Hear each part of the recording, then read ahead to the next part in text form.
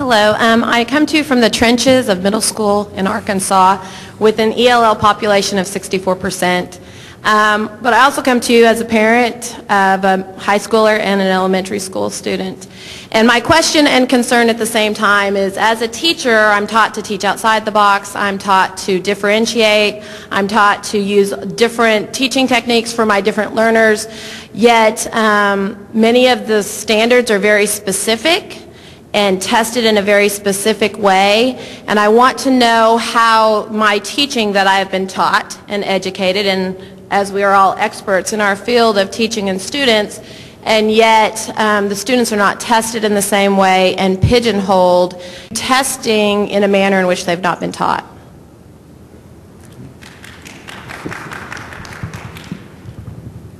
I said we earlier had gotten to the issue of standards, and I happen to be very supportive of the move by the National Governors Association to develop common standards. But those are to be common high standards and not to address, at the core.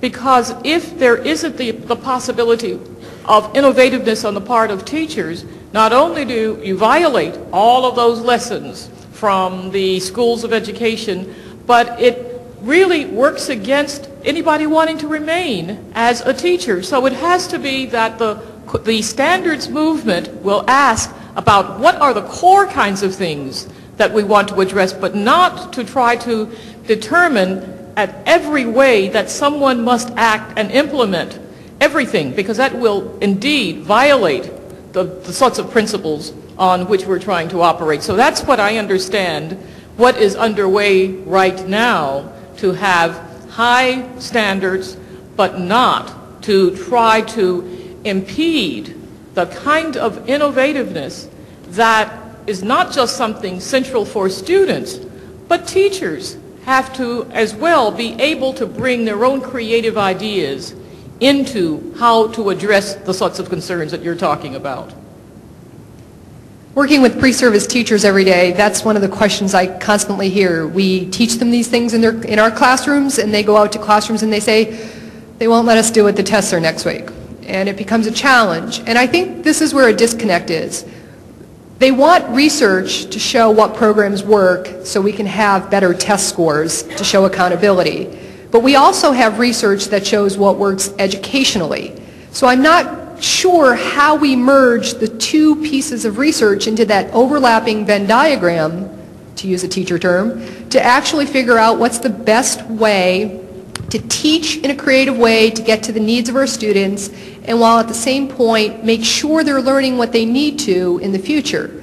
So that's a common thing, and it's the proverbial chicken versus the egg one, which came first. And I continue to say to my students, if you teach them in an engaging way, and in a way that they will truly learn, they will end up doing well on the tests. Yes, you need to practice taking test skills and that kind of thing. But if they're engaging in the learning, they are going to know the material and they should do fine on the test. It doesn't always hold up well because sometimes the tests aren't necessarily what they were supposed to be learning either, so it becomes a challenge. Really quickly, I was actually an ELL student in 7th grade, so I want to first of all thank you for taking that challenge on.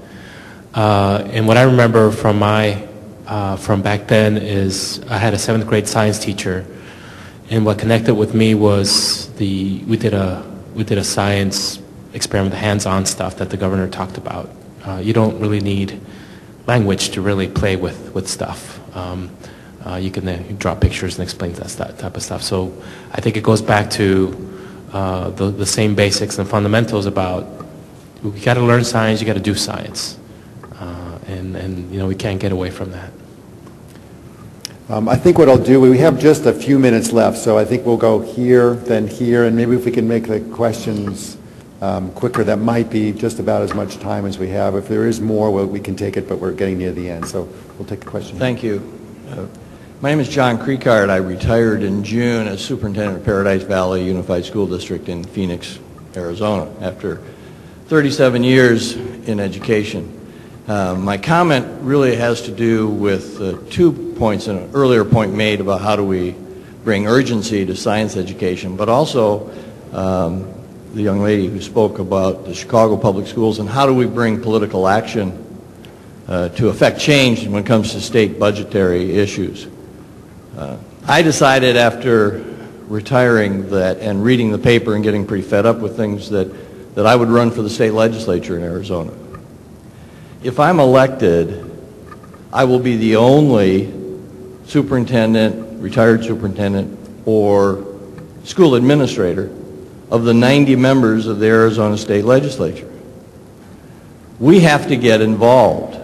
That means for all of us, it means finding those candidates and supporting those candidates, as the governor said, or standing up ourselves and running and having educators being part of the legislative process. The sense of urgency is important because we see on the video what brought sense of urgency to the space race, the President of the United States throwing that challenge out.